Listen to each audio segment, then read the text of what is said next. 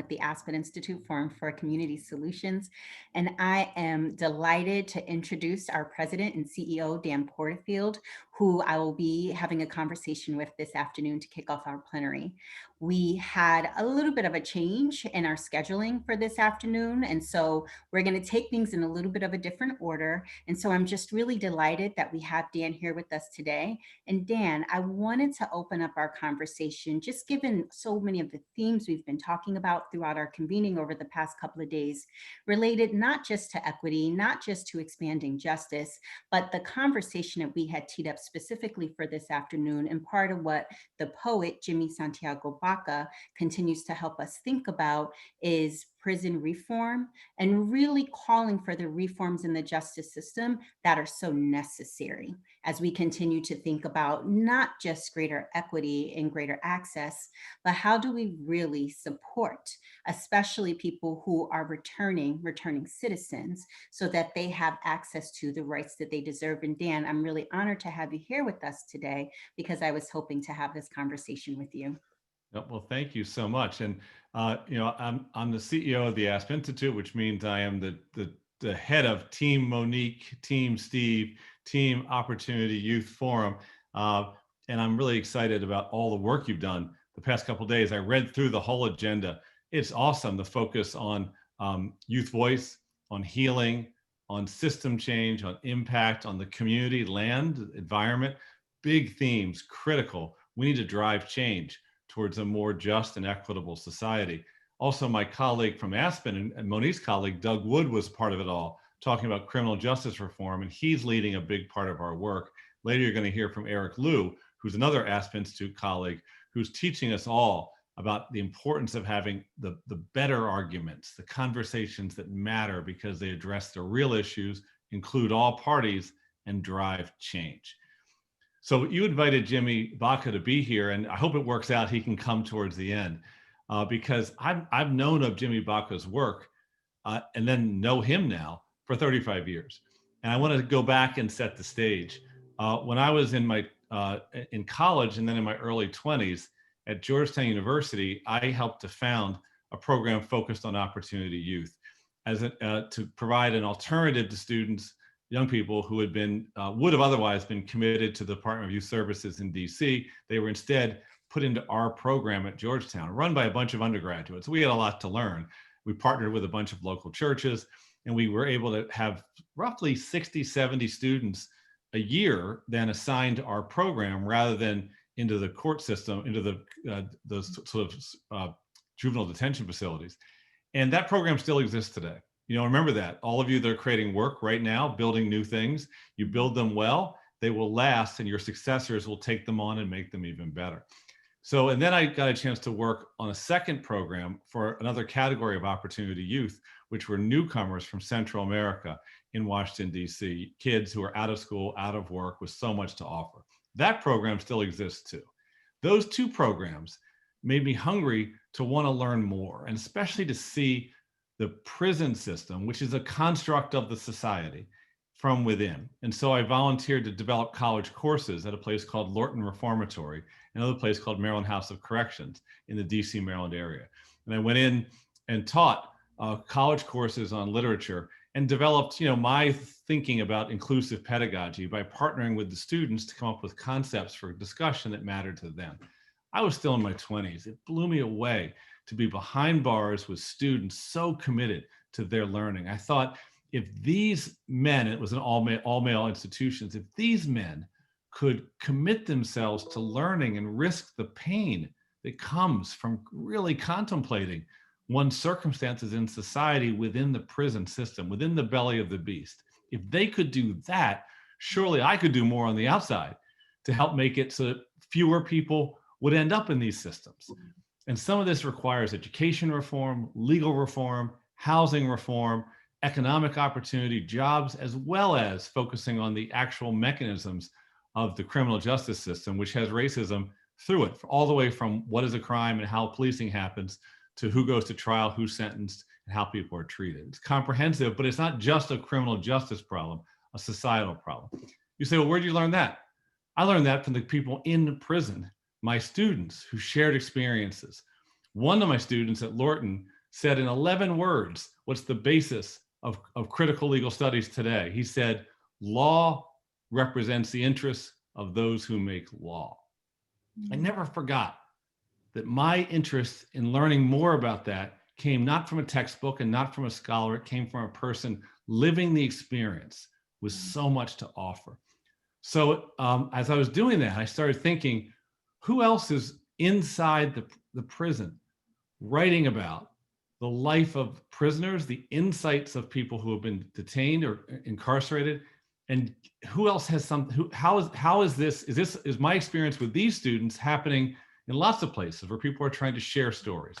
And so I learned about the writings of the first book I read was this one called The Light for Another Country, which was an anthology of like 60 different poets behind bars. Yeah. Women, men, older, younger, all ethnicities. This is the 1980s. And one of them was a writer named Jimmy Santiago Baca. There's like 4 poems of his in there. And so then I want to learn more about him because these 4 poems were unbelievable. And so I tracked down his first volume of poetry, which is called Immigrants in Our Own Land, selected early poems, and got into these poems. And this is in 1986, 87. He was probably 10 years into his writing and a couple years out of being incarcerated. Yeah. I've had his poems in my head and taught them to my students for 35 years. As I've changed, as I've tried to make my differences like all of you are, his words keep being a touchstone that I can come back to. He's gone on to write all kinds of volumes of poetry. You know, my bookshelf is full of Jimmy Baca volumes. This is just, you know, some of them, and there's more. And he's really been understood to be one of the poets, the most defining poets of America now, by all sorts of readers. But his real authenticity is about this true experience of being marginalized, of being powerless, of being stigmatized and stereotyped, but refusing to accept the label and countering all those forces with the expression of voice. And that's what this first book does. So Monique, that's a little bit of a longer answer, but I wanted to start there because each person on this group is engaging in the world with Jimmy Bacas, who have so much to offer, so much experience, so much insight. We have to organize ourselves to listen, to include, and to act. Let me stop there and ask you if you want to ask me anything about Jimmy Baca, the writer or the person. I want to ask you more about Jimmy Baca, and also I want to pull this thread on this transformative way that you are describing both Jimmy's experience and now his impact on the world. And part of the connection I want to very specifically make with you, Dan, as you were talking about your entry into this field of work, you know, I was reflecting on my own beginnings in my career. And I actually started my career teaching basic literacy and numeracy skills also in a detention center, a juvenile detention center in Boston. And part of what lit a fire in me to do the work that I do today was during my day job was to teach in a young women's detention center. But a couple of days a week at nighttime, I volunteered in a male detention center, youth detention center. And I lost count, Dan, of the number of young women that were, you know, remanded to this detention center that were expecting, you know, soon to be mothers that would say, Miss Monique, I just want to learn how to read to my baby. I want to be able to read to my baby. And so part of the connection that I want to make that I do think is so important, it's not just the transformative piece, but the power of that transformative piece that impacts future generations. Because part of what I'm hoping you're going to say more about when you tell us about this work of Jimmy Santiago Baca that I think is so important is the ripple effect that comes from his transformation that now is also part of the work that he does to support others. Yeah, great. Thank you so much. You know, I pulled a few books off my shelf just before we started, but this one's called Aliens at the Border. And it's a collection of poetry coming out of a women's prison, Bedford Hills Correctional Facility in New York. And what you just described it comes through in the writing of all the women in this workshop, that they are living their lives for themselves and for their children and their families and their communities.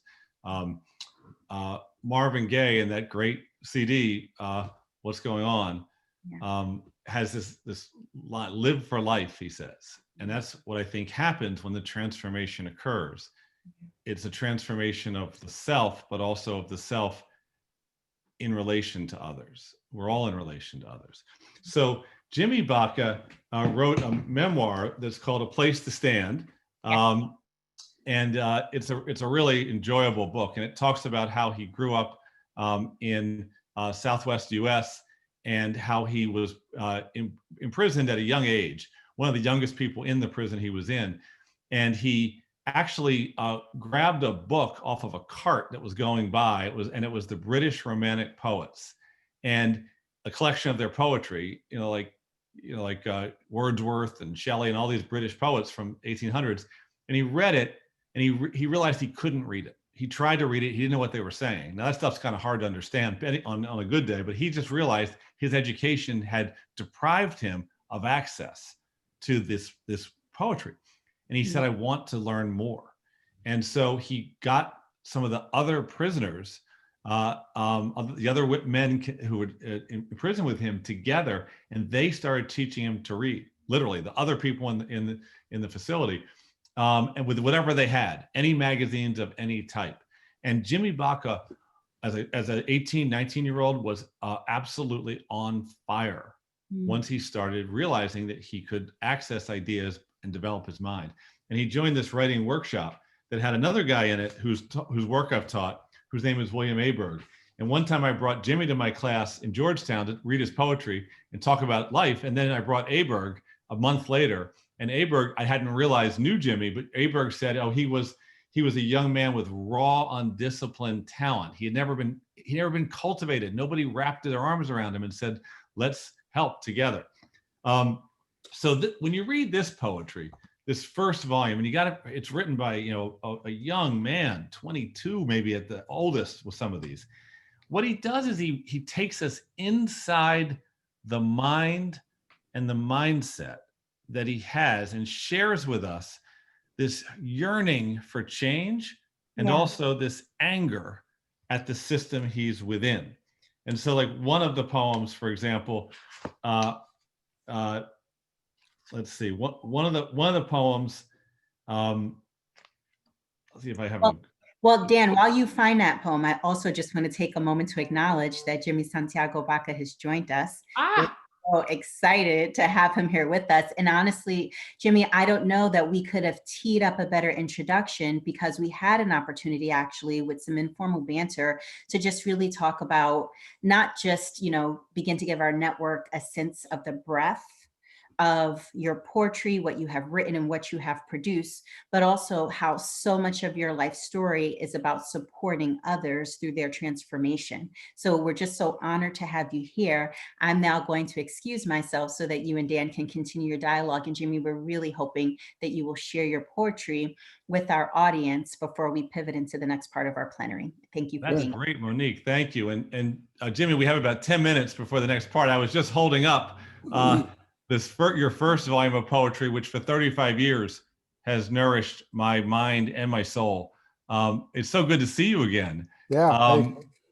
So, everybody on this call, there's 150 people. They're all working for change every day in their communities, engaging, empowering, supporting young people, listening, including them, and all the passion that you have for connecting with the young and giving empowerment and opportunity, not just lip service, is held by all the people on this call right now.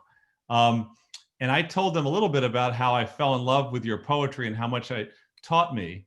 And I was just telling the story about the way you learned to write in prison as part of that writer's workshop and reading romantic poets and all that stuff.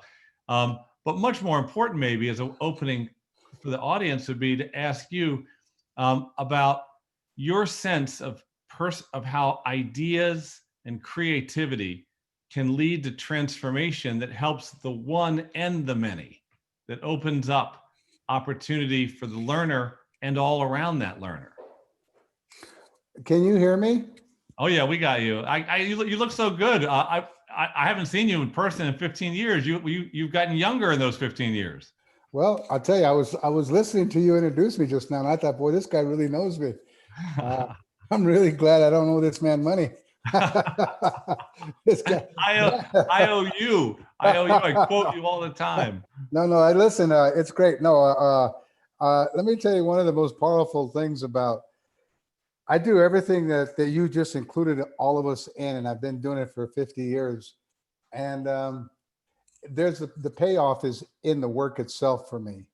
Uh, I've been criticized for all the work I do with the imprisoned in Central America, in the United States, in Mexico City, in Ireland. I've been told, well, there's a time when you're working on the margins with all these people, the refugees and the immigrants and stuff, and you're 35 years ago, I was writing about it, and people were like, why don't you just forget about that stuff, dude, and get on with your life, well, it's kind of a funny thing, Dan, but I don't know why that was my life, but I wrote about them, and it just seems that those the extremities, those margins of the people that I've been writing about suddenly have shown up in the center, Yeah. kind of imploding on the establishment and the status quo and disrupting everything.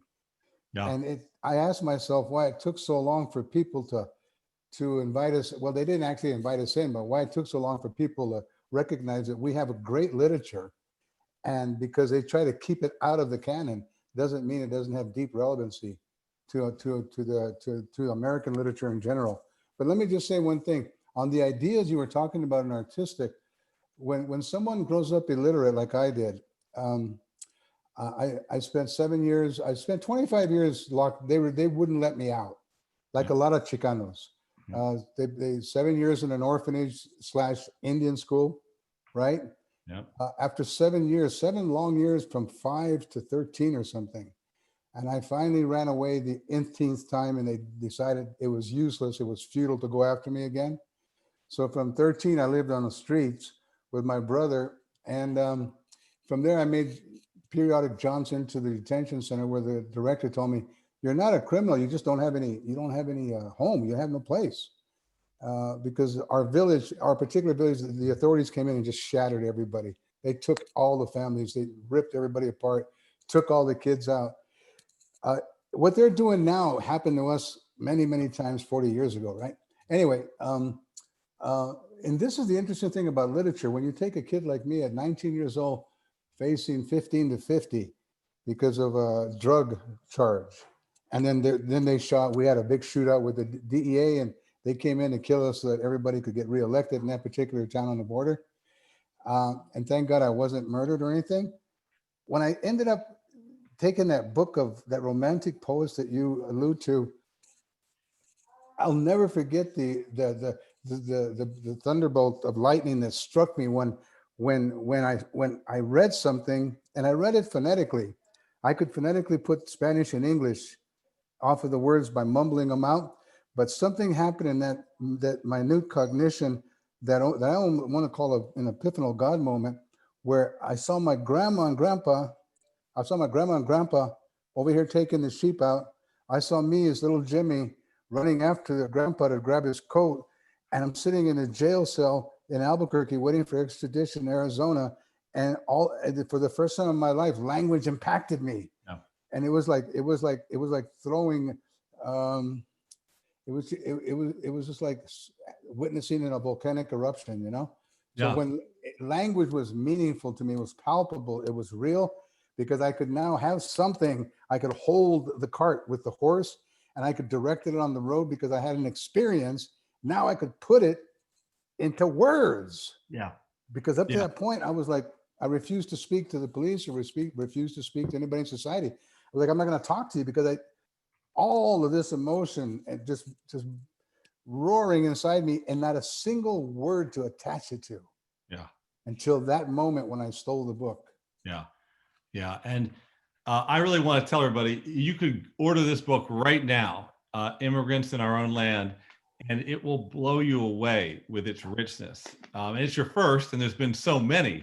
But as a young man, you wrote these words surrounded with in this block of rock by all this pain and all this, the division of people, person against person created by the institution, the silencing, all that. And you wrote in this poem, I Will Remain, which I think of all the time. I will remain. It helps me. You said, here in this wretched place, I most wish to leave. I will remain. I stay because I believe I will find something in the air I breathe that will make all my terrors and pains seem like raindrops. Here on this island of death and violence, I must find peace and love in myself, eventually freedom, and if I am blessed, perhaps a little wisdom. That's inside all these kids we're trying to help. Yeah. Amazing that, so here you were in it, but you stayed in it existentially to appreciate the pain and power and violence, but you also left it psychically to find freedom in your voice. And how do you think you're doing that helps other people do that? Is there something that connects your story to these kids today that we can use? Wow, that's a heck of a question, Dan. I know. I'm sorry. I'm sorry. I'm so proud to be with you. Listen, for 40 years, every single day I work with kids in different circumstances. I work with all different types of kids, with young white kids who grew up with meth daddies and heroin mothers, and young black kids from all over the United States, from Chicanos, Indios, everything. And the one thing that happens, I'm not sure why it happens, but the one thing that happens when I walk into a room and I start talking to them, it's like I know who they are and I know what they're capable of. Yeah. That's what I walk into a room with. And I don't bring in the BS that they've been targeted with or labeled with. Mm-hmm. I come in looking at little Jimmys and say, I know that in every single one of you, there's a little Jimmy just standing up waiting to be heard. And I'm here to let that little kid be heard. And then when they find out that, oh my God, this guy wrote Blood In, Blood Out, the movie that everybody's gone crazy for, there's like 17 million followers, right? This guy wrote it for us. And all of a sudden the entire room goes quiet. They don't know that I wrote the movie just to get their attention when I walk in a classroom. I'm just kidding here, but it works. And it's been going on ever since to this very day. Right now, this is interesting. Right now, I'm working with kids who the United States government believes are the most dangerous kids in America. Yeah. And they're locked up in Pelican Bay in the SHU. Mm-hmm. And I was allowed to walk in and I was allowed to go into this tiny little corridor where 25 of them were not able to sit down. The cells were so small, they had to stand straight up. And I kept pacing and I kept going, getting more and more riled up, telling them, I was where you were at now. I was where you're at. And I just started doing that. And then when I left, the guard ran after me and said, you can't leave them, man. You can't leave them like this. And so we started. So right now I'm working on 25 kids who are all writing their memoir and they're writing poetry. Some of them are writing their memoir and poetry. And I got my desk filled with all kind of letters from them. And it's the most amazing thing to see these kids remind me of where I was and me, I was being written. I was having people write me like Denise Levertov, Grace Paley, Mailer, all kind of other writers writing me. And it's so amazingly empowering and wonderful that I can do that for them, because the magic only happens when you serve. Yeah. That's it. Yeah. How about that? The magic only happens when you serve. So Jimmy, we have another 5 minutes or so because they don't want to let us stop because they're going to delay everything just a tiny bit. Let me ask you this question about those that serve. Everybody on this call is living a life of service for justice. They're caring for people, communities. That means they have to fight against power. They have to fight against injustice. And that gets tiring too. And there's a need for healing, both in the community and in those, if they're of the community or not, that are trying to address the causes of all this injustice. How do you think about that? The need, how do we replenish one another so that we can work collectively? What are some things you've seen that work? I think one of the things that work is, like, I notice that there's so many people that are hesitant about introducing themselves to Chicanos because they think that we're sort of a mysterious little tribe in the far corner of the world when we're just exactly like them. But here's what connects all of us. This is what connects all of us. What connects all of us is that we're not in there trying to follow a political protocol or politically correct venues. We're not trying any of that. And most importantly, we're not trying to be right. Yeah. We're not afraid of being wrong. I mean, that's what connects us all, is that we're not trying to tell people we're right. What's driving us is our faith in how human beings should live. What's driving us is our faith in how we should treat each other. What's driving us is our faith in justice and how it should be right in treating everybody equal. It's the faith. It's not that we're right. I don't see any of these people standing up saying, I want to be right. I'm going to write the perfect book so that everybody in New York, all these white editors, can go ahead and approve of me because I'm going to be right. I want them all, I want to appeal to all of them so they can say, oh, you're right. You're politically right. No, we're all freaking wrong. We keep on falling, but we don't never touch the ground. We just always are able to keep us up. And that's where the majesty of our honor, that's the nobility of our souls, is that balance has to do with always feeling you're on the edge about to fall. And it's that feeling of always being on the edge about to fall because you got no money for rent, because your friends are sick, because you got no car, because you got no health insurance. You're always on the edge about to fall, but somehow you don't. And in that beautiful, beautiful little crevice, that majestic crevice that is in epiphanal contact with the divine, in that is our balance, which is not right or wrong. It just keeps us fighting. Jimmy, what a pleasure to have you here today.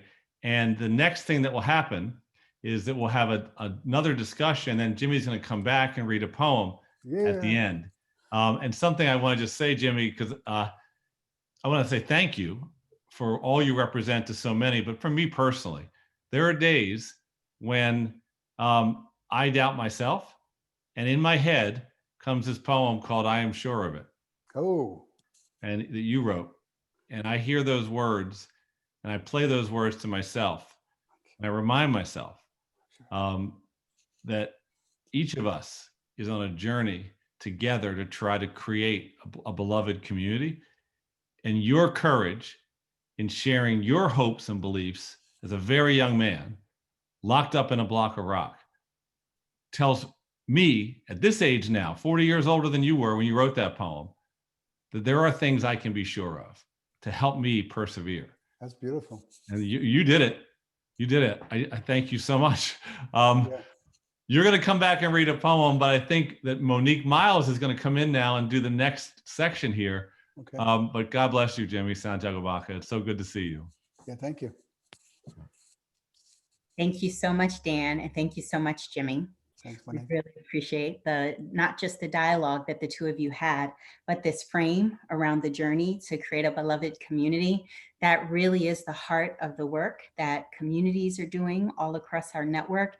And when we think nationally about the impact of our work and even the broader movement, I would say it is very, very much tied to a vision we hold for the beloved community, meta community. So I just want to introduce myself again for those of you who have recently joined. My name is Monique Miles, and I'm a vice president with the Aspen Institute Forum for Community Solutions. We are really excited for this closing plenary today as we transition from the conversation with Dan and Jimmy. I want to introduce this next group of very distinguished leaders to you who really don't need any introduction, but for the sake of setting up this conversation, I just want to tell you a little bit about their work. We have Alicia Garza with us today, one of the co-founders of the Black Lives Matter movement, who is also the principal at Black Futures Lab. As part of our dialogue today, we'll hear more about the organization's efforts to harness and deepen the political influence and impact of communities of color. And then I'm also especially honored to have our colleague from the Aspen Institute with us, Eric Liu. Eric is an executive director of the Citizens in American Identity program at the Aspen Institute and is the co-founder of Citizens University. He'll also be sharing more about his work with us. I want to welcome each of them into this discussion. And really what I want to do, where I want to kick this off, is to invite each of you in your own words to share your work with our audience. And then we're going to build our dialogue from there. If there was anything, Alicia, I know you caught the last part of that dialogue. If there was anything in that dialogue that resonated with you, Eric, I know you heard most of it, that you also wanted to add into your comments, I certainly welcome that as well. Sure. Well, I'll kick us off, and thank you so much to the Aspen Institute for having me today. And it's always good to be back here, especially to be back here with you, Eric. It's been a few years. It's good to see you. So good to be with you. I'll just start off by saying that I caught the last kind of portion of the previous discussion. And one of the things that really resonated with me, which I think also really undergirds our work, is that the process of rebuilding the kind of democracy that we deserve requires us to have a completely different orientation to what moves people and what keeps people involved and engaged. And I think right now we're in a moment where, we are falling apart, and not in a nihilistic way. I think that and by nihilistic, I mean not in the kind of way where there's no solution. I think that we are falling apart in the kind of way where we have a unique opportunity right now to decide how we want to come back together. And for me, in my work at the Black Futures Lab and the Black to the Future Action Fund, we work to make Black communities powerful in politics so that we can be powerful in the rest of our lives. And for us, politics is not just about election cycles. It's not just about politicians or campaigns. For us, politics is about governance. It's about how everyday people get to make decisions over their own lives and the lives of their families, their communities, and the people that they care about. And for that to be possible, we have to really advance a whole new way of engaging and activating and motivating people regularly to see themselves as the heroes in their own stories, and not the way that we currently practice democracy, right? Which is just waiting for somebody else to do it and then being mad when people don't do things the way we would want them to do them. And so I'll wrap here by saying this. I think that, for us, our work is undergirded by the notion that we deserve to be powerful in every aspect of our lives. And for us, power is not just empowerment, right? I mean, I want all Black communities to feel a level of self-esteem. And I think that's important. Yeah. But self-esteem is not actually what shifts our political landscape and trajectory. What shifts our political landscape and trajectory is being able to make decisions over the biggest things and the most mundane things. But those decisions are seen as responsibilities, and not the kind of thing where it's like, oh God, I got to take out the garbage. That's a responsibility. But responsibility in the sense of what happens to you happens to me, and vice versa. And so every decision, from how garbage gets collected to how resources are distributed in our community, are incredibly important. And the people who have been left out of that process or kept out of that process because of rigged rules deserve, right, the ability to be able to be included, and deserve the ability to be able to shape the decisions that are being made about us right now without us every single day.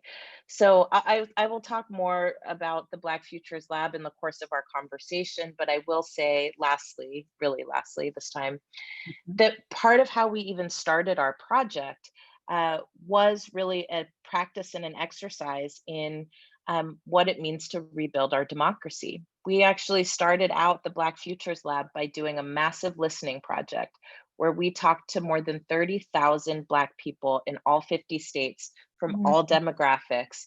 And it's currently the largest survey of Black people in America in 155 years, which tells you something about our political system, Absolutely. right?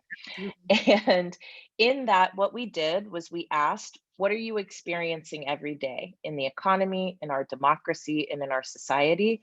And then we asked a fundamental question, which is, what do you want to see for your future? And we took that information and turned it into a legislative agenda that we call the Black Agenda 2020, which literally talks about concrete ways to make Black Lives Matter from City Hall to Congress. So no longer can we say, well, what is this movement about? And what is this for? And what are you trying to do? We're actually very clear about what we're trying to do. And what we are clear about is that our communities are too. And so what we've done is elevated that and used it not just as a document that sits on a shelf, but as a document that we use in our organizing work. And we've been using all the way up until now. Today, we have 60,000 people who have pledged to use this agenda to help them make decisions about how they will vote and who they want to represent them up and down the ticket.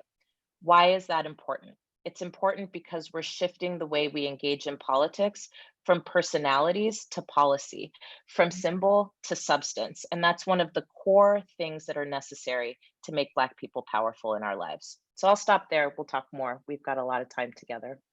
Alicia, thank you so much for that. And Eric, I'm so eager to bring you into the conversation, but Alicia, I would be remiss if I didn't take a moment to just try to meaningfully connect a couple of the points you made to the dialogue we've been having since we've opened up our convening. We've been talking a lot about the power of place, both from a historical perspective of the types of policies that created the conditions that communities face. And because our work at the Aspen Institute is so deeply committed to centering the lives, especially the voices and lived experiences of young people who are now impacted by those historical policies, centering them so that they are at the center of designing solutions that matter to them, that then they get to carry out, because we're also looking at this generational impact we want to have as well. I just want to say thank you so much for walking through how you all have organized the voices into an action plan and an action agenda, because that is the work that we are trying our best to support at the Aspen Institute, again, with young people at the center, so that the people who are most impacted, as you said, now have the opportunity to exercise agency, big and little and everything in between that. So it's just such a powerful arc that you described and vision that you described. And I'm moved by how much we share that vision of ensuring that the people, that communities of color, Black people, young adults are at the center of the policy changes, leading on policy changes that are about exercising agency in their lives, their families, their communities. Thank you so much for that, Eric. So eager to hear from you. Monique, thank you so much for this whole frame, this whole gathering that you and Steve and colleagues have put together is just truly hope-giving and soul-feeding. And the conversation that Dan and Jimmy were having before was something I will not long, I will long remember. I have to say, Alicia, just to be back in the same room, so to speak, with you, time collapses. And even though so much has changed in the world and in our lives since we were last together, you know, something that Jimmy Baca was talking about just the soul dimension of this work, like souls and spirits connect. And when they connect, time collapses, you know, and I think that's true not just of, you know, individuals like us and people who make connections here, but it's true of moments. And I think there's something about this moment that we're living through right now.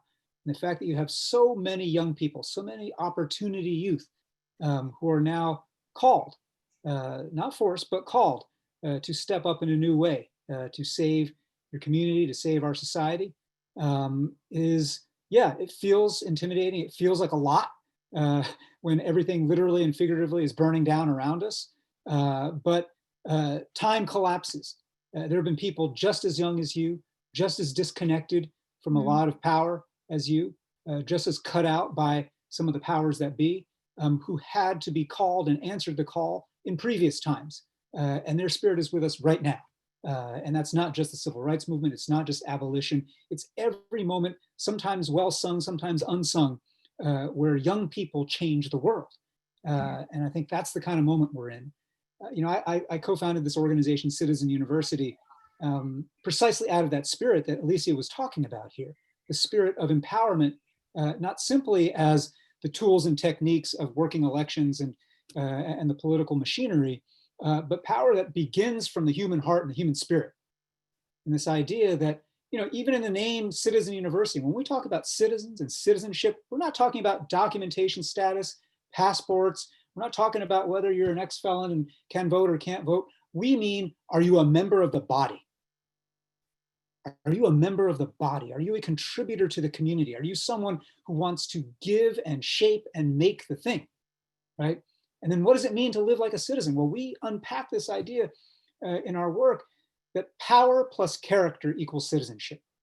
If you want to understand citizenship in this broad, ethical, deep sense, then you have to have these two things. And we teach and emphasize these two things. In the first place, a literacy in power, right? So Alicia was talking a lot about that, but so was Jimmy, right? And one of the things about that conversation between Jimmy and Dan is, of course, you are moved immediately by the idea that language is power, right? And Jimmy was literally talking about ways in which you can write your way out of bad situations. You can write a new future.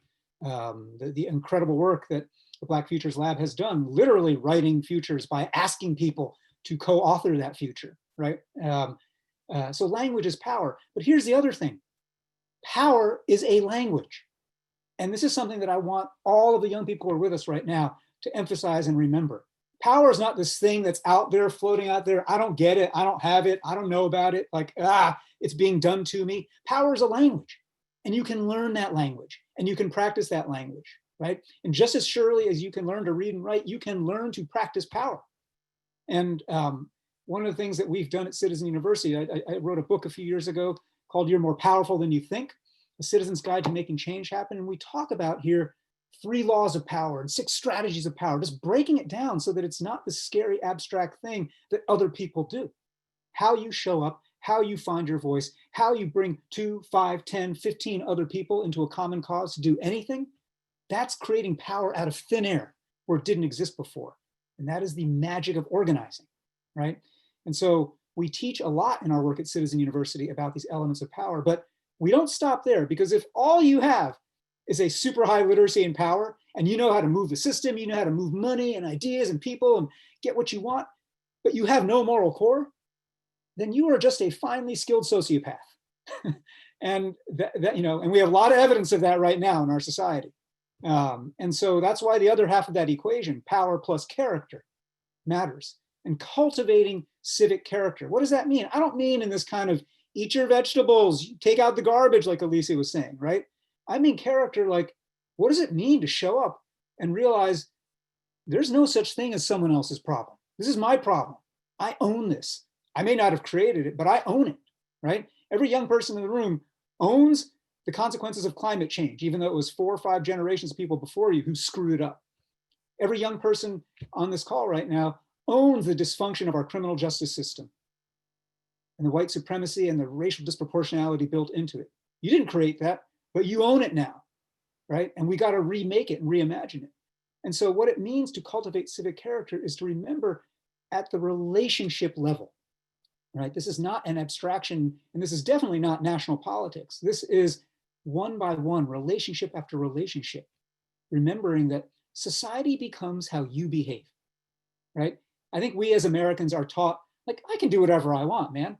And I can be as selfish as I want because, there's a million selfish acts and they'll all come out in the wash and somehow the common good will emerge out of a million selfish acts. No, your individual choice to be compassionate or not compassionate, to be civil or not civil, to be engaged or not engaged is incredibly rapidly contagious. It is, in a time of COVID, it is exactly as rapidly contagious as a virus, right? The choices, the moral and ethical choices you make.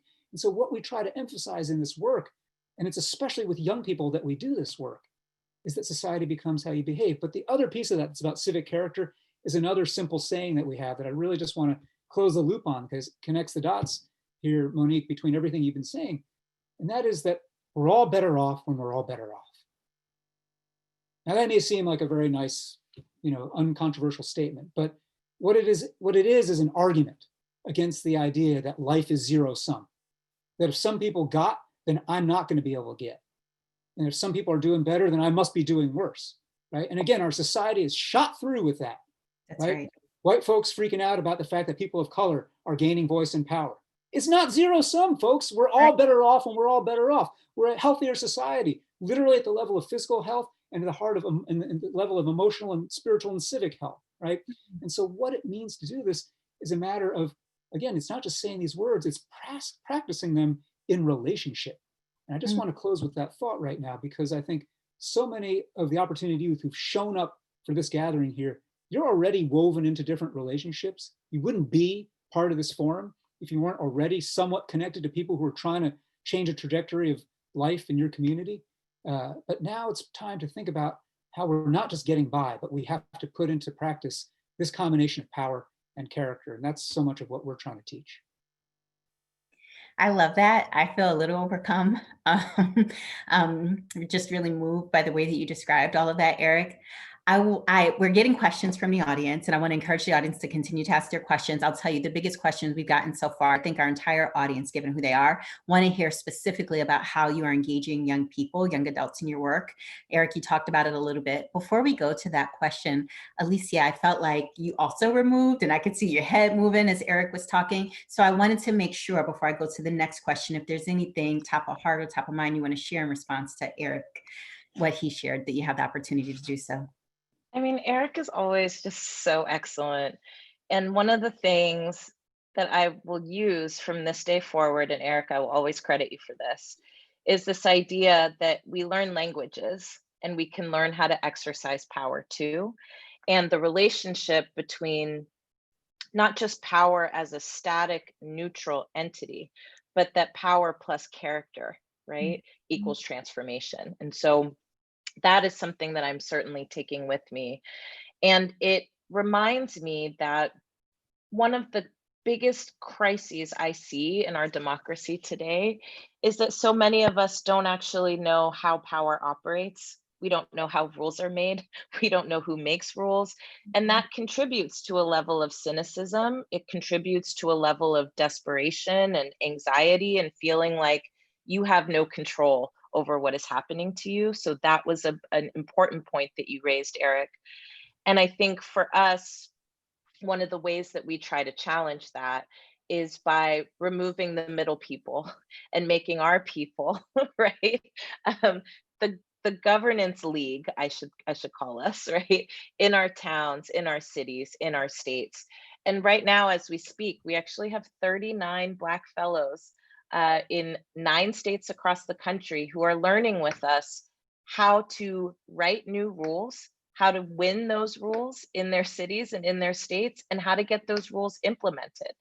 And that in and of itself, right, is a huge process where we then ask people, because you're so close to the problems that you're experiencing every single day, we want you to make new rules that would change those dynamics. And people have a really hard time.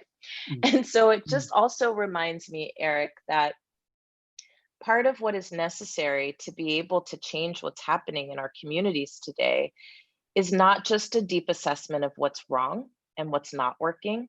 We all have that. We all experience it and feel it. And it doesn't matter if we agree on it or not, right? Like we viscerally feel, as you said, the impacts of the challenges that we're facing every day. But the mandate for us right now is to be able to imagine what needs to happen differently and articulate it in clear and powerful ways, not just so that we can change rules and make new ones, that is important, but also, again, this process of everybody feeling like my hands are needed here. And I think the biggest failure in our democracy right now is that most people don't feel like their hands are needed here. And we never ask people, right? How would you do it differently? Walk me through it. I want to tell a quick story because I saw my sister Melody Barnes in the chat. I've been organizing for 20 years now. And as a young organizer, I was very nihilistic about not just power, but this country, right? Like I was like, I'm not trying to save this project. I think this project is not good. And I'm fine with this project not existing, frankly. And our friend from the Bay Area, Mr. Van Jones, was appointed to the the Green Czar, right? So he was appointed to the White House under the Obama administration, and he invited a group of us from an alliance that was fighting back against gentrification and displacement to the White House to talk with him and our sister Melody about ideas that we had for how we wanted to challenge gentrification. And I can tell you at that point, I'd maybe been to the White House like maybe once, and it wasn't for any kind of meeting. I think I was like probably doing a museum tour or something. And we sat at this big, long wooden table, and all of us sat around the table, and Van and Melody pulled out their yellow pads and said, okay, we've got something like $5 billion to spend on solutions and alternatives. What y'all got? And when I tell you, that room was silent.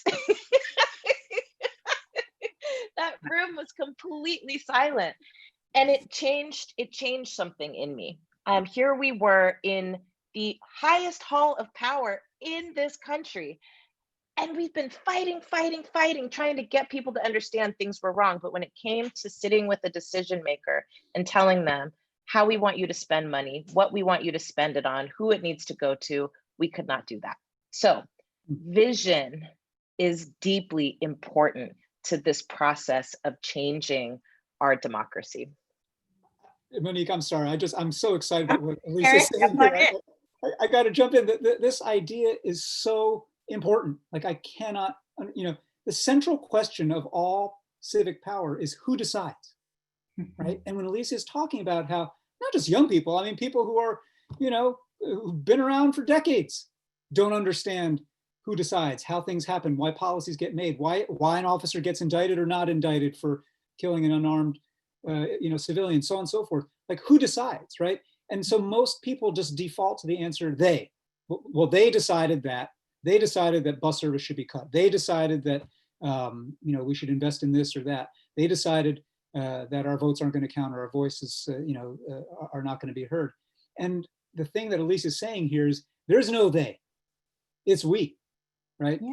And either we are checked in or not checked in, but it's on us, right? And that story you're telling is both thrilling and heartbreaking about sitting around that wooden table and right. What you got. And I think every one of us, like every young person on this call, imagine yourself being invited to have a seat at the table. Maybe not the White House, maybe, but at the table in your community, at the table at a foundation that is making investments in community improvement where you live, right? What are you going to do when you get at that table, right? I think about, I'm in Seattle. There's an incredible organization here that some of you are connected to, and I know Steve has worked with, the Mockingbird Society, right? That operates entirely on the principles that Alicia is describing here, that the way that Black Futures and Black Lives Matter has worked, which is this, I love your phrase, this kind of self-governance kind of model, right? And what Mockingbird is, it takes young people who've been through the foster care and kinship care system, and it says, you've been closest to this, you've lived through this, solve it. Like, we will train you now to figure out who decides. We will train you to come up with the language of policy proposals. We will train you to kind of take your ideas that you've had living through this about what you would change if you could wave a wand, and we'll give you the wand, right? And these young people have changed policy in our state and in our country around foster care and kinship care over decades, right? Yeah. And that times 1,000 on any number of issues is what we've got to have right now. And I think that is, that's why, I mean, look, a lot of stuff is scary and broken right now, but I am net excited. Listening to Alicia, I am like goosebump because I feel like we're in this moment right now where a lot of young people are realizing it's not they, it's us. We own this. And they're looking around to combine that imagination that Alicia's talking about with the kind of know-how, right? You put those two together and there literally is no stopping us. If you wanted to respond, I wanted to let you dive on in. We are also continuing to get questions from the audience. So Alicia, let me know if there's anything else you want to share before I go on to the next question. You're good? Okay.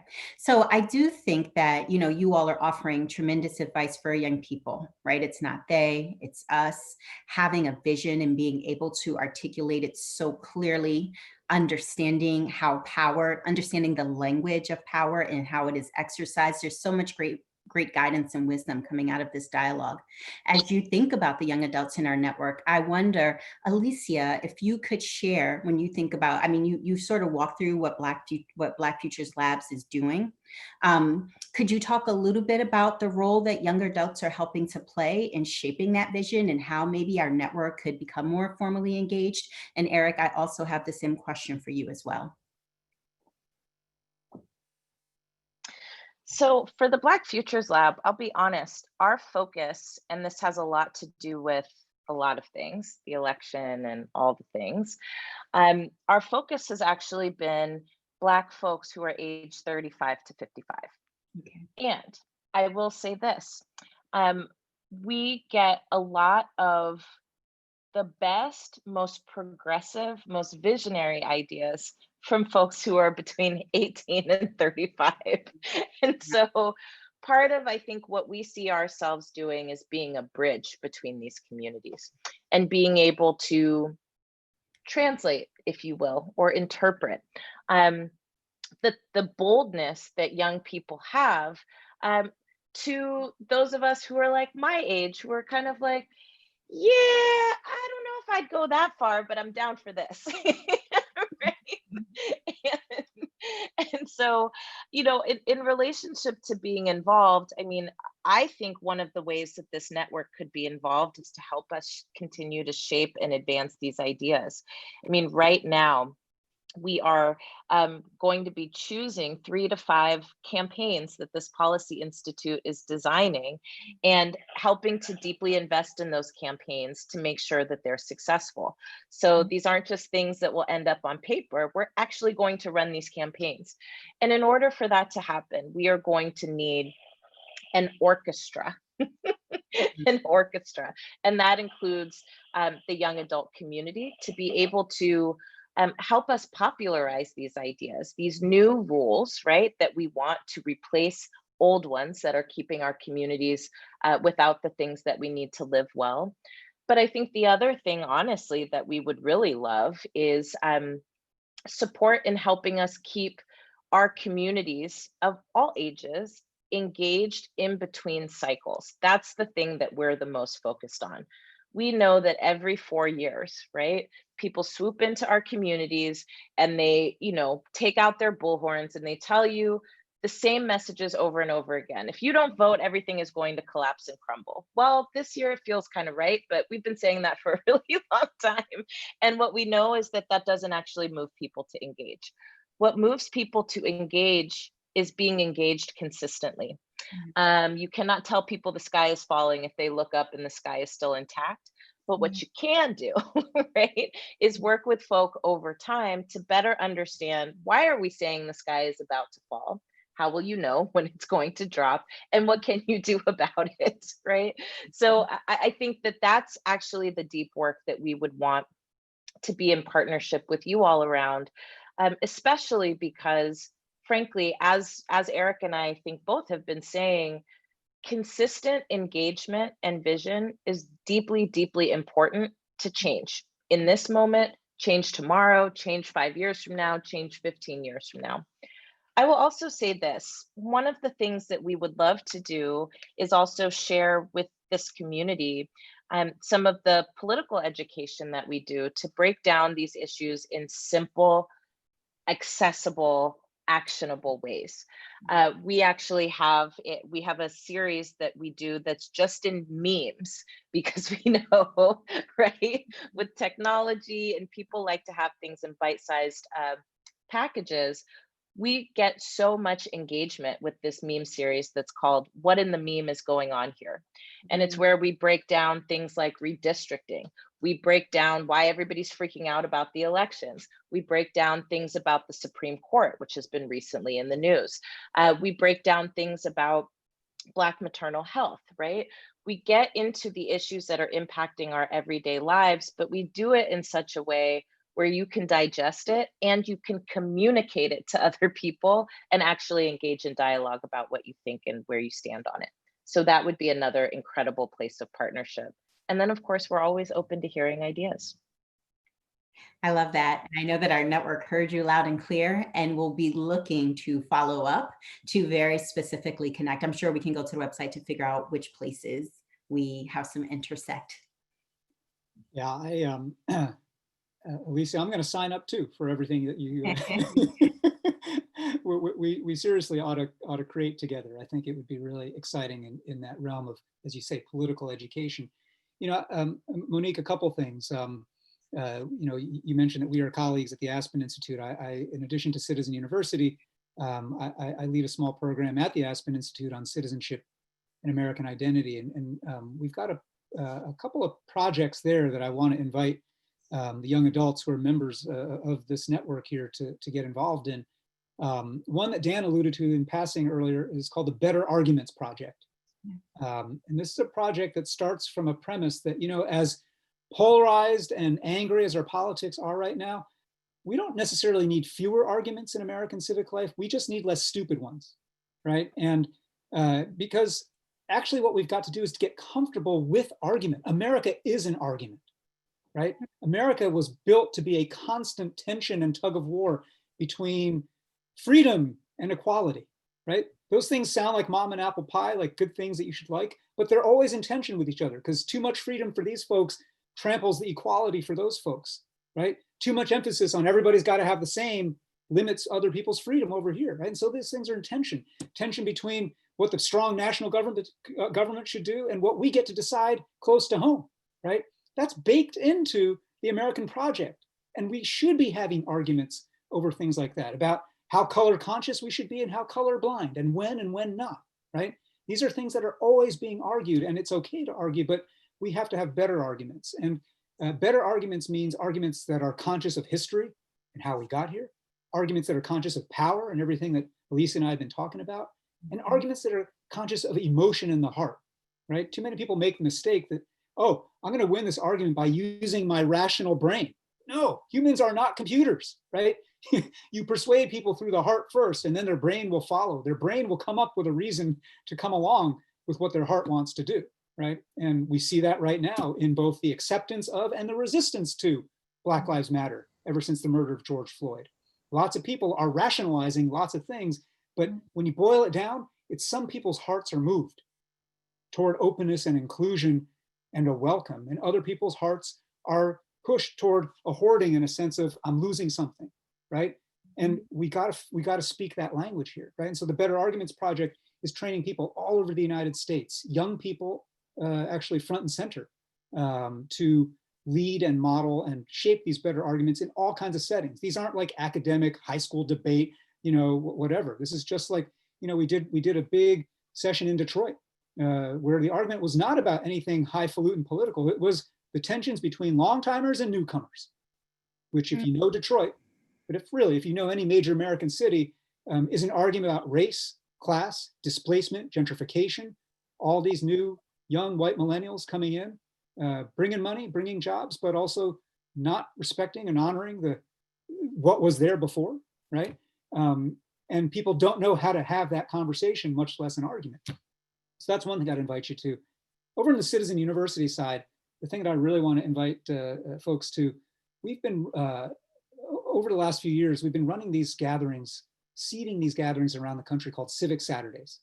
Civic Saturdays are kind of like a civic equivalent to a faith gathering. It's like a civic version of church. It's not church, it's not mosque or synagogue, but it has the arc and the feel of a faith gathering because, like Jimmy Baca was saying, I wrote this down, like when you boil it down, democracy and our ability to hold this thing together is not necessarily about the policies, it is about faith.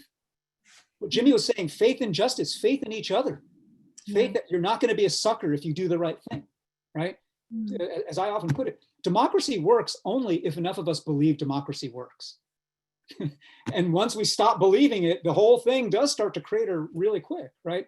And so Civic Saturdays are these gatherings meant to kindle that belief, not in this, hey, you should believe more in democracy, why don't you believe enough, but more in this like, let's create space for you to voice your doubt, to voice what young Alicia was saying was her nihilism, like burn it all down, I don't care, right? Well, come on into the space. Let's talk about that, right? Let's talk about how you got there. And let's talk about what if it was your thing that was burning down, right? And what would you do if you felt like you had a stake here and your stake was going up in ashes, right? But you don't have a stake. That's the problem, right? And so Civic Saturdays are these gatherings. And we started a program called the Civic Seminary to train people ages 18 to 80 all around the country.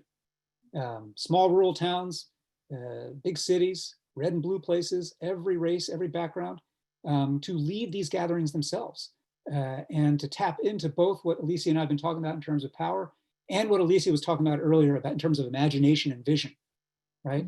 To actually envision a different kind of community and a different kind of way of living in community. And so I'd invite everybody who's part of this gathering here, go to our website, check out Civic Saturdays, Civic Seminary, sign up. We're doing cohorts every month, training people. And yeah, I just think, look, bottom line, what Alicia and I are both talking about here is culture matters.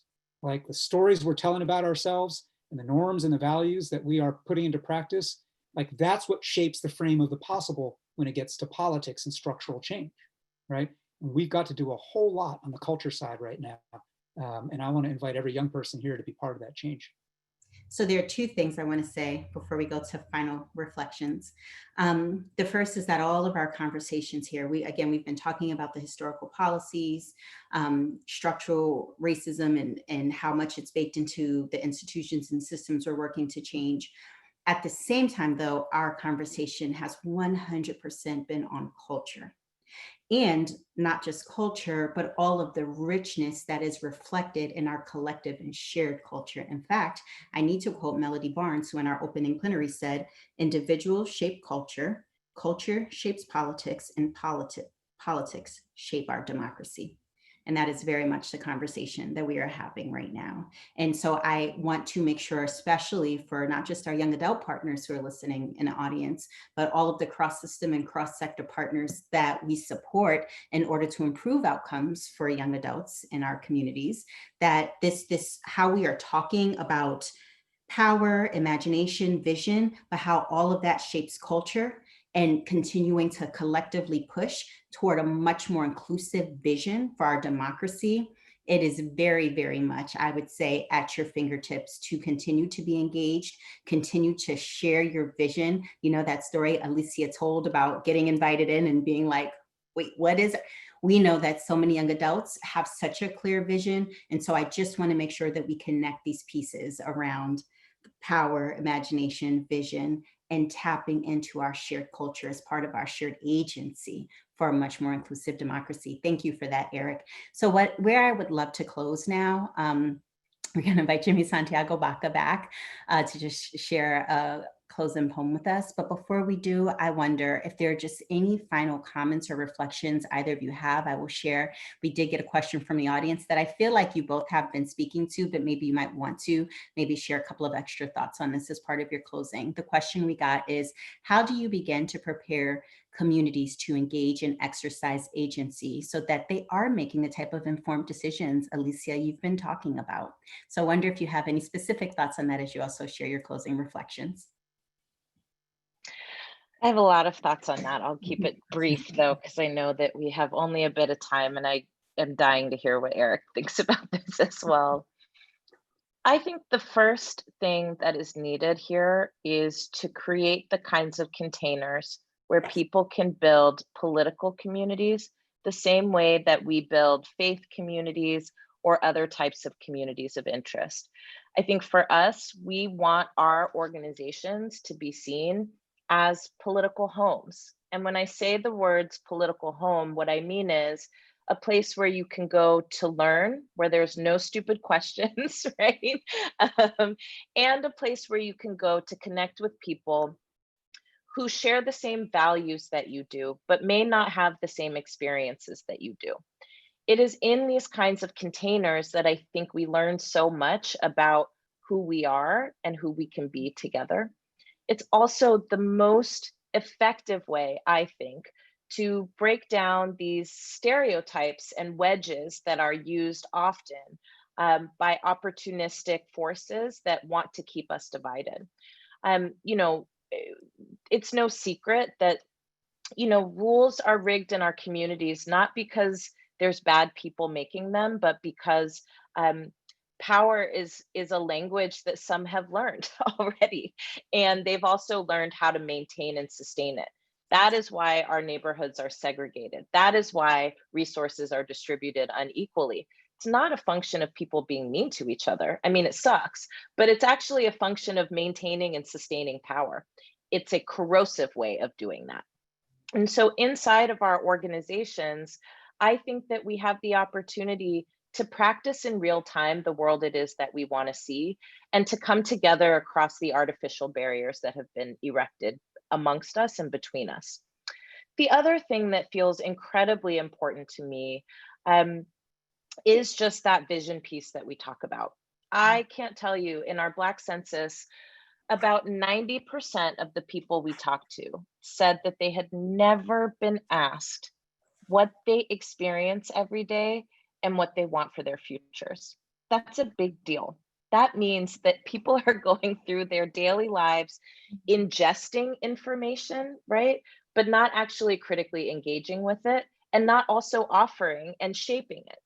And so I think that one of the other important things that we can do to change what's happening in this country right now is to make sure that we are also paying attention to being culture shapers, telling new stories about who we are and who we can be together. I think that the reason that this is important is because culture certainly shapes policy, and policy shapes culture. And I think we often leave the cultural arena untouched and untended, frankly. And when we look at how power operates in this country currently and how power is maintained, it is through rules, but it is also often through the stories we tell about each other. There is a story being told about me right now, right? That I am a anarchist, Marxist, communist, Antifa, empire building terrorist, right? Who's coming to take everything that you fought hard for and worked hard under the for. control of the communist Chinese too. Correct. That's a new development story. But I want to tell you all that I recently had an opportunity to go and visit a community that I spent 10 years organizing in. And we were filming something, and we were talking to some 7-year-olds at a rec center. And my co-host said, "Do you all know about Black Lives Matter?" And they said, yeah, we all know about Black Lives Matter. And then she said, "Do you know how it started? Do you know who started it?" And they said, "No." And then one girl raises her hand and she said, "China." That is the power of culture and stories. And our, I mean, I don't, this is like, nonpartisan here, right? But I will say that there are forces in this country that have learned very quickly how to use stories and culture to change people's perception of their worlds very quickly. Okay, so we cannot leave that untended. And the last thing I'll just offer here is I deeply, deeply believe in us. And I know things feel tough right now, and they are. I'm not going to lie to you. Things are rough. And I'm also not going to lie to you that I know we still have moves we can make. And so let's not leave anything on the table for somebody else to eat. Let's get our meal and let's go. I'll leave it there. We still have moves to make. Thank you. I love that. I love that. And, I'll pick up exactly where Alicia left off here. This idea that people are, well, in the first place, that people are making up stories about her, but we are always making up stories together about everything, right? About who we are, about who we are not, about those people, about those folks over there. And I think one of the most important things for us to recognize, and for every young adult here, I have 3 things to leave you with. The first is this: know your own mind. Like, really, know your own mind. What do you believe and why? Are you just repeating something you heard? Even if you heard it from a great person like me or Alicia, like, don't take our word for it. You know, like think about what we said. Don't just kind of turn what we said into a meme. Like think about it. Like, do you actually believe that? If you take it to its logical conclusion, do you think we're actually maybe a little bit full of it or some, you know your own mind, right? Because I think in an age of social media, in an age where so much knowledge is transmitted sideways like this, we are very prone to exploitation, whether it's by Russia or China or other people just dropping in memes, dropping in fake accounts, dropping in fake controversies. You must know your own mind. That's number one. The second thing is a spirit of invitation.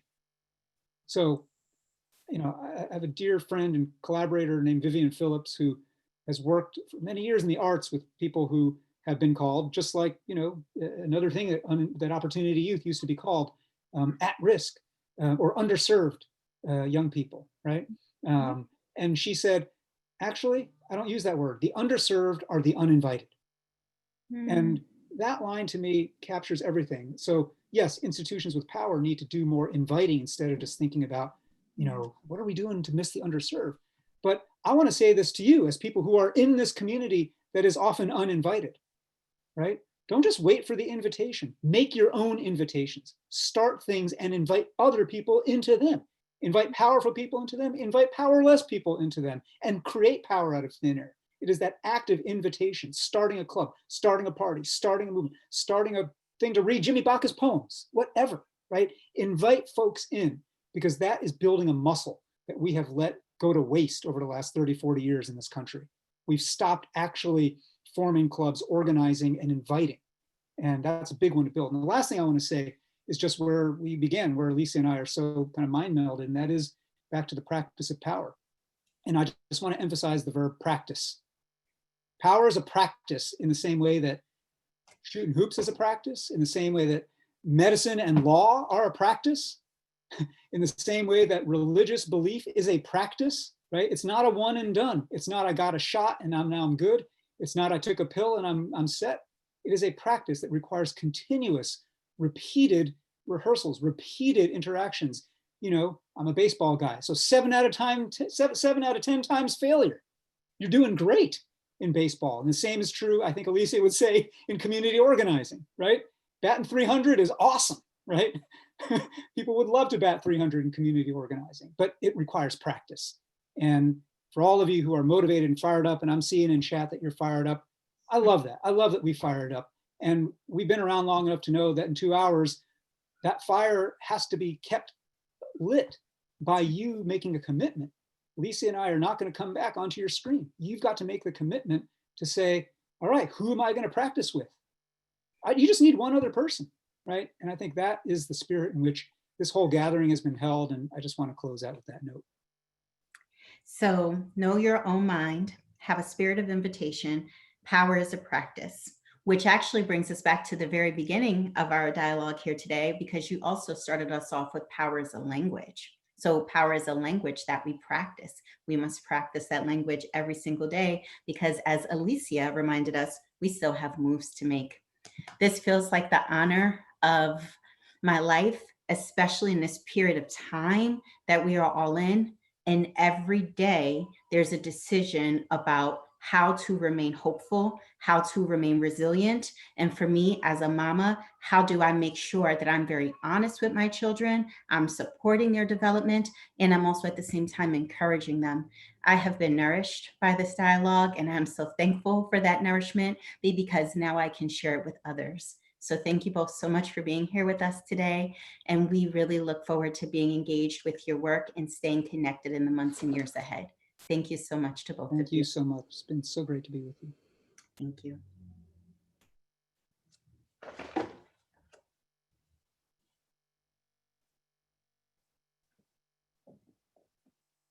So I am going to go ahead and transition us. I want to invite the poet Jimmy Santiago Baca to come back. He's going to close us out with a poem. Steve Patrick, also the executive director of the Aspen Forum for Community Solutions, will be joining us. I think there are a couple of words Steve just wanted to exchange with Jimmy before Jimmy performs, and then I'll close this out. Steve, welcome back. Jimmy, welcome back.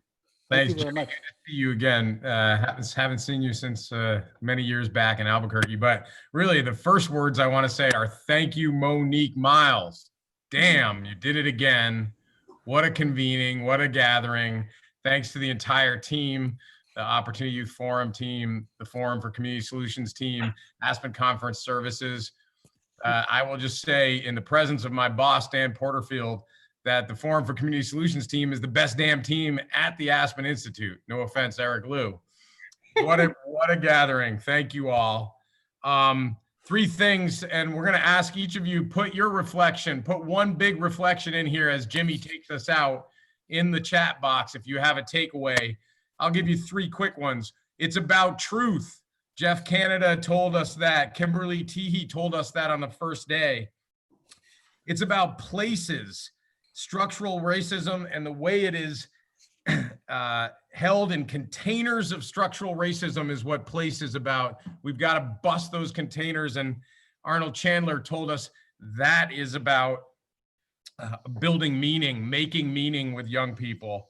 And lastly, it's about power, as we just heard from our last panel, both building power, as Alicia suggested, but also about claiming the power we already have, as Eric Liu suggested. And we have the opportunity to do that with young people in this country. Nobody articulates building power, claiming the power we already have better than the poet Jimmy Santiago Baca. So with that, I'll turn it back over to Jimmy, and I thank all of you for being with us and look forward to continuing the conversation. Thank you, Steve. That was a nice little pump there. Thank you. And Eric and Alicia, that was great. I could have listened to all of you all day. I wanted just to briefly say something. You know, over the last 45 years, we've worked with kids who believed at the time that their lives were at an end. And we came in hard. We came in with adults like myself who had decades of experience in trying to fight for justice. And we got them to wake up. And over the last 4 or 5 decades, those kids who we said, this is the beginning, not the end, they went on to become lawyers and accountants and poets and bookstore owners and writers and novelists. Today, they're teaching at major distinguished universities and stuff. And I'll never forget one of the kids who stood up and read a poem in Los Angeles, who had been part of we've been working with him, mentoring him for a long time. We also have retreat houses where we bring out the kids with their families and they stay for free here in New Mexico. Beautiful cottages along the river. And it's only for the kids who are working on manuscripts and stuff like that. But one of the things, he stood up and he looked out into the audience and said, and he was smiling, crying at the same time. And he says, "Welcome to my dream." And I'm like, what? And then he tells me later when we went out to eat, he says, "Dude, I've been dreaming about all those people sitting out there for the longest time. When I was sitting in a cell writing poems, I was dreaming in my head one day, man, I'm gonna be speaking to these people, you know?" And when he walks up on stage, the first thing he tells me is, "Welcome to my dream." Wow. And I thought, that's so cool, man. So we got to keep doing that. The other thing is this. I was trying to teach this kid who was a little badass out of Chicago, little badass. I mean, he wasn't a badass, but he couldn't tell his old lady he loved her. I said, "Dude, we sat down on the chair. I was teaching him how to read and write in the county jail chair. Right. He did. And he kept telling me, "But Mr. Baca, how do I?" said, "Look, dude, she's going to visit you tomorrow. Tell her you love her." I said, "I can't." So the more we talked, I said, "Well, what do you love?" And he got to talking to me, and he was a Mexican dude, and he was like a working horse. Yeah. And he was telling me about these gloves he has. He has like 700 gloves in a box, and every one of them are worked through. They're all shredded. And I said, "Well, why are all those gloves in the box? What do they represent?" He says, "They work because I love my girl. I'm working for her to keep the house going, working for my kid." And I said, "Dude, go, when you see her tomorrow, tell her the glove story. You ain't got to say you love her." So I go with him, right? He tells her the glove story. Oh man, she's sitting there crying and kissing and loving him. And I'm like, there's a million ways to tell somebody you love them. The glove story. Yes. You know, okay, with that, I'm going to read you one poem. I got a lot more in this, but I've got 29 books in 30 languages. I can read them all if you want. But this one is about a woman from El Salvador. They took her kid here in New Mexico. They lost the kid in the institutions.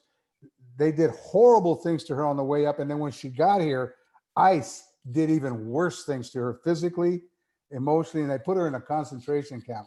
She stayed there for a period of time, and without any sort of, after one of the visits by the whatever, I don't even have a word for the idiot, but after one of the visits, it was said they got to release her now. So when one day they came in and told her, you got to go, but she wasn't the same woman that was in there a year and a half ago. When she came out, holy mackerel, she was like empowered.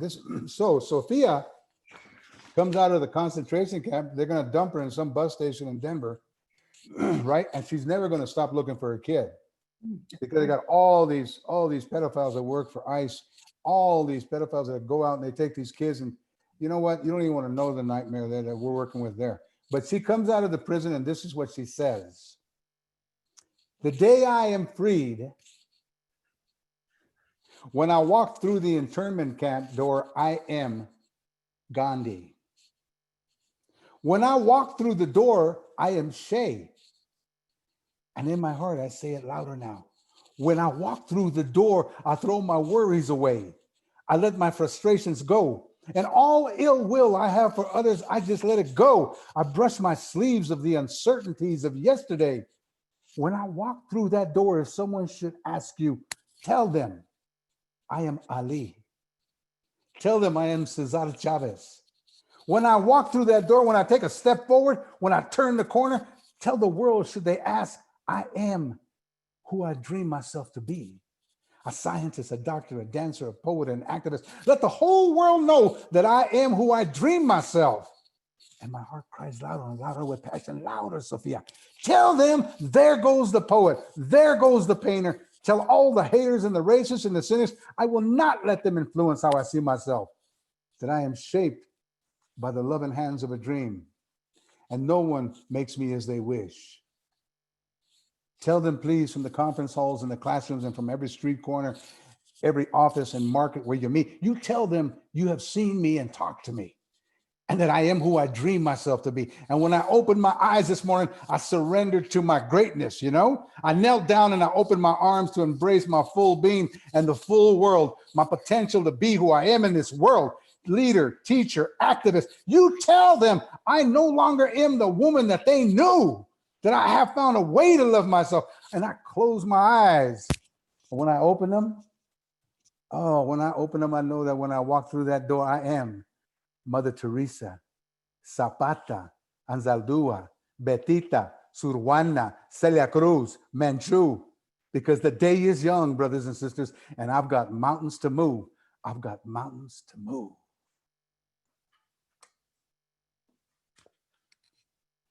How was that?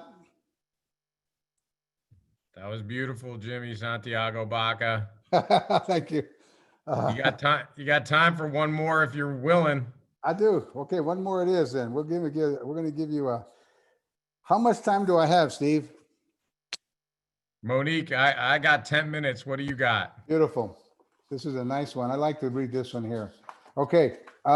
You know, when you encounter racism, it doesn't always come with, you know what, you're a dirty Mexican, you're a dirty Chicano, whatever. You know, we've been doing with that since they've created these false heroes about Western cowboys or whatever out here. So, you know, racism doesn't often come like right up in your face, right? So this is what happened. This is a poem about a boy and a grandpa. Pórtate bien.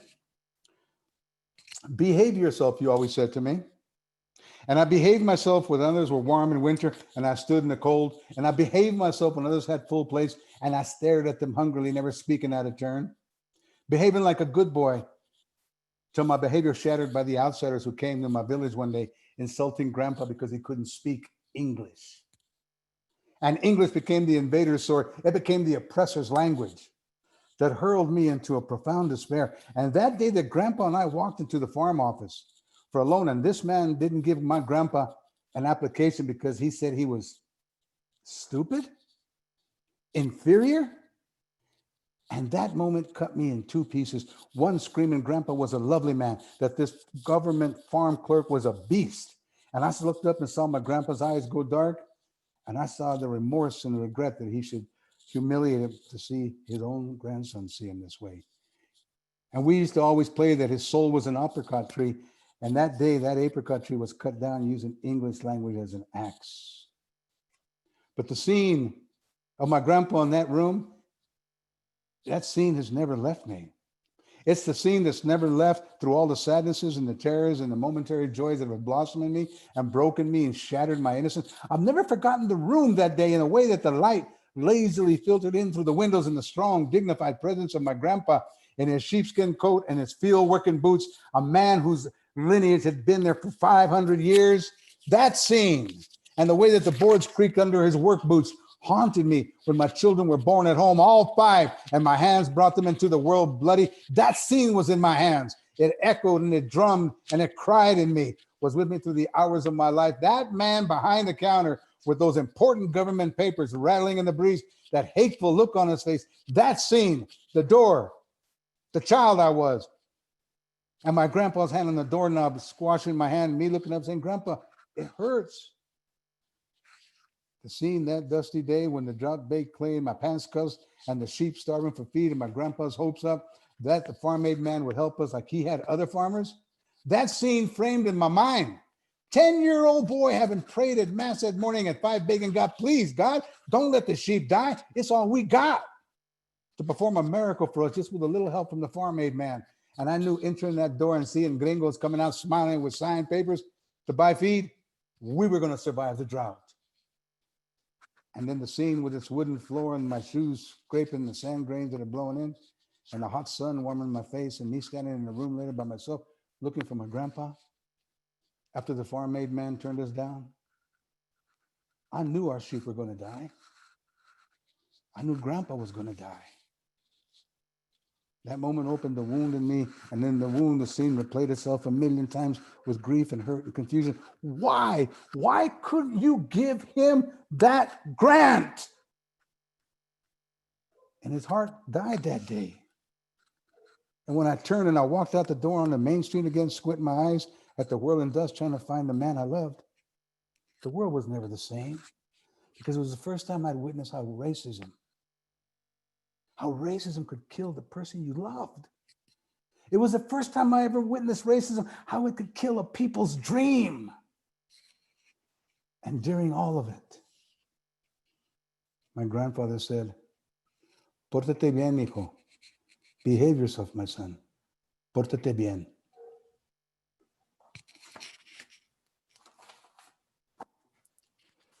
Well, there you go. I just want to say thank you so much, Jimmy, for sharing your art, your poetry, but actually your vision for supporting other young adults to be able to get onto their personal path of transformation and impact in this world.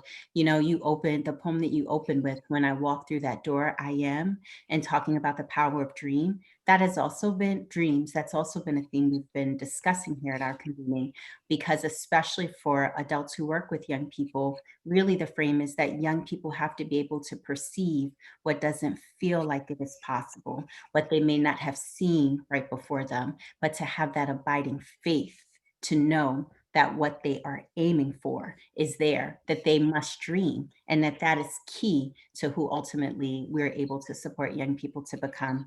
On behalf of our network, Jimmy, I just want to say thank you so much from our hearts. And I also want to encourage our network, because between the poems that you read, between what both Steve and Dan Porterfield have shared about the influence your art has had on their lives, and then the responses from our panelists who've been in dialogue with you this whole time, Jimmy, I hope you get a chance to read through the comments. It has moved the hearts of our network. So thank you for sharing your art with them. And to our panelists, to our participants, I want to encourage all of you, if you have not yet done so, please go online, check out Jimmy's movie, and absolutely check out his books, his poems as well. Thank you again for being with us, Jimmy. Thank you very much. Appreciate it. So I am going to go ahead now and close this out. You know us, we like to start on time and end on time. And I just want to share a couple things really quickly. The first thing that I want to say, and it really is just a reflection of what we've been able to do over the last day and a half. We opened with Jeff Canada, Janet Muguria, and Kimberly Teehee, and they walked us through a reflection on the often untold history of the United States that has led to the conditions our communities and young people face. Jeff, Janet, and Kimberly talked about how strong our collective and shared culture is and how it has the power to anchor us as we continue in our work. And as I shared in our plenary a moment ago, Melody talked specifically about how individuals shape culture, culture shapes politics, and politics shape our democracy. Last night, we heard from Trombone Shorty and Bill Taylor as they reflected more specifically on the impact of COVID-19 and the long history of racism that is pervasive in New Orleans. But most poignantly, they talked about a cultural history that is passed down across the generations in New Orleans, especially in regard to the arts, that is key to supporting young people to self-determine their paths. And then this morning, we heard from Arnold about the truly disadvantaged and thwarted strivers, noting that he ended his presentation on meaning making, specifically lifting up programs that affirm the identity, belonging, and agency of young people of color. Arnold's presentation was followed by a group of community leaders who affirmed the power of meaning making by sharing stories. We heard from Trenton, we heard from Ruth and Shakima, specifically their stories that framed their own cultural setting, their own cultural responses that have been so key to them being on their paths. We were reminded in their stories that our shared culture is prevention, it is healing. So in closing, my final reflection that I also think is so important to weave into what we heard specifically from Eric and Alicia is I'm reminded of a conversation we had back in 2017 when we convened our network in Boston with Deval Patrick. It was Hillary Pennington from the Ford Foundation who talked very specifically about two wolves. She told a story about two wolves. I want to cut the story short by sharing essentially, she said that one wolf was a wolf of darkness that feels hopelessness. And then there's this other wolf that actively chooses to conspire towards aspiration and hope. And in fact, as Jimmy reminded us, it reminds us to dream. It reminds us to reflect on what is possible. In the days, weeks, and months ahead, it will be so important that each of us chooses to feed the wolf of hope. And if our shared collective culture is prevention, if it is healing, as all of our speakers have reminded us, then let's nurture our hopes with an understanding of our history that affirms our culture, politics, and ultimately our democracy. Thank you all for being here with us, and we look forward to seeing you all soon. And I want to close with a friendly reminder that if you haven't done so yet, please absolutely come and join us on Remo, where we're going to officially close out our convening with a DJ who will be spinning live. Thank you all so much for being here with us, and we look forward to seeing you all soon. Bye, everyone.